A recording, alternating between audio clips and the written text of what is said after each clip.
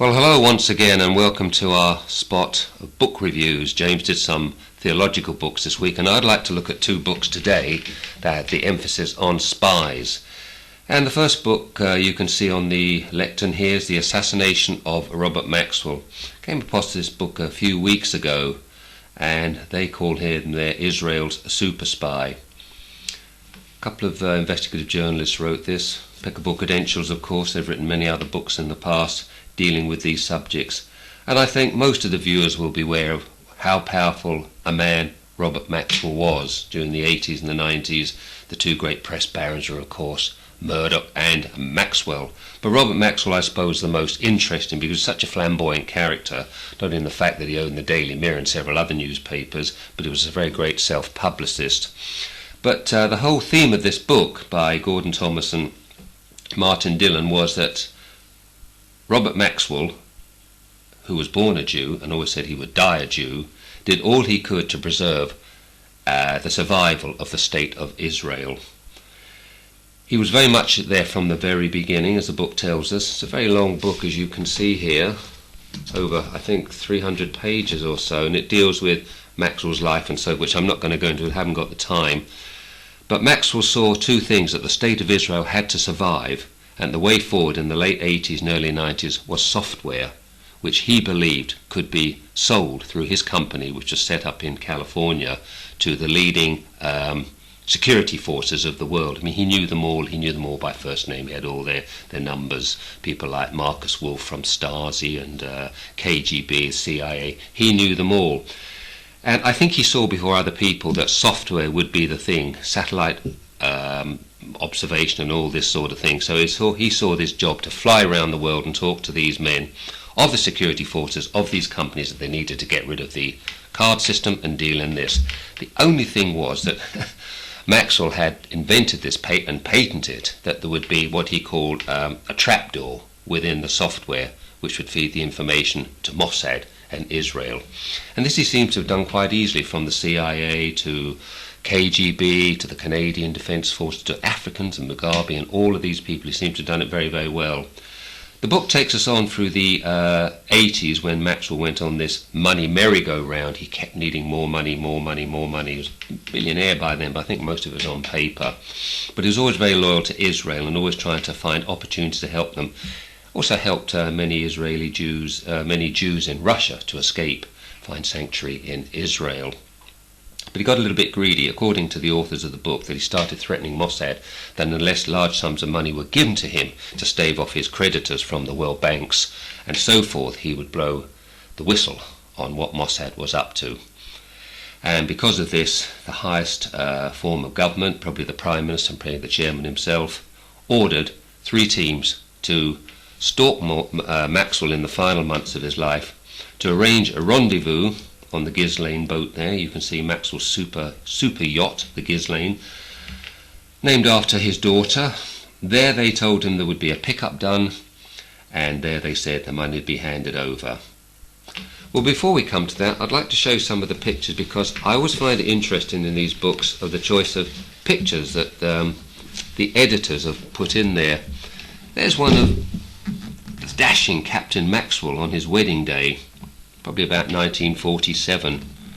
I never met Robert Maxwell, but I knew somebody who did, and he gave me a description. He was about 6'3", and near the time of his death, and certainly in the last 5 or 6 years of life, he weighed 20.5 stone. But you can see him there, very tall Maxwell, probably weighing about 11 stone or something like that. But he became involved in buying scientific books at the end of the war. He set up Pergamon Press, and that's how he started to make his fortune. There's the man there.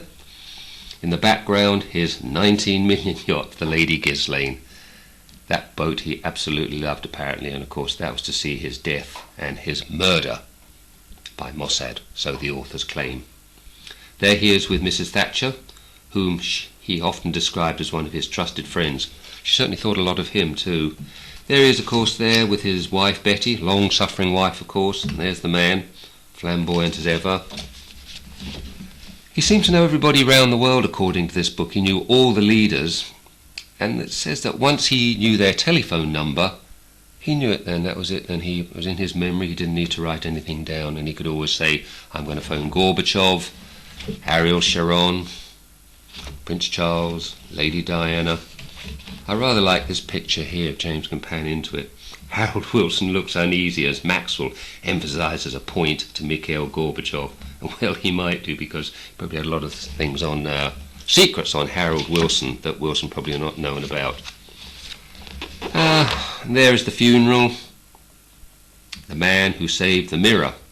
Maxwell's 506 million is missing from his firms, so the Daily Mirror proclaimed. And there's the family at the funeral of Robert Maxwell, in the Jewish tradition of the body wrapped in a talit. And there's the body being carried down to the final resting place, which for Robert Maxwell is on the sacred ground of the Mount of Olives in Jerusalem. The authors claim that this was very much part of what they call the Mossad magic.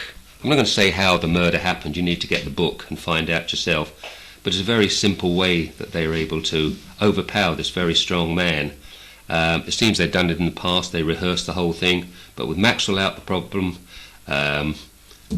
if you're finding more money was secured. He didn't have to do that anymore. But of course they also lost a great friend to Israel, because Maxwell certainly did all he could for the survival of Israel. And of course he had a state funeral there with Shimon Peres there, and Edward Olmert and all these other people. But I'd just like to end this book with reading something which caught my eye this morning, which I hadn't seen before. And it's about the funeral. I'll just end on this and just recommend this book. It's about his wife, Betty. She'd been to the funeral, and she says here, she wrote this: the sun was rising over Jerusalem, the city Bob had loved above all others. Now it would be forever be his home.